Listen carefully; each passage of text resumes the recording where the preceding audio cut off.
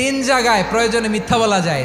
এক নাম্বার, আপনার ওয়াইফকে খুশি করার জন্য, সে একটু এরকম না বলে একটু কৌশল করে বললে খুশি হবে, ওটা বলা যায়। দুই নাম্বার, জীবন মরণের ব্যাপার, যান বাঁচানোর জন্য একটু কৌশল করে ঘুরিয়ে বললেন, এটা জায়েজ। তিন নাম্বার, দুইজন ঝগড়া লাগছে তাদেরকে মিলিয়ে দেওয়ার জন্য কৌশল করে একটু মিথ্যা বলা, ঘুরিয়ে বলা যায়। দুইজনের মধ্যে দেখলেন যে সম্পর্ক খারাপ, একজনরে বললেন, ভাই সে তো ওই দিন আপনার ব্যাপারে অনেক প্রশংসা। কি আমার ব্যাপারে প্রশংসা? কি বললো? এই বললো আপনি নাকি এই করছেন ওই করছেন, অনেক প্রশংসা। লোকটার মন খুশি হয়ে যাবে তার ব্যাপারে, ঠিক কিনা?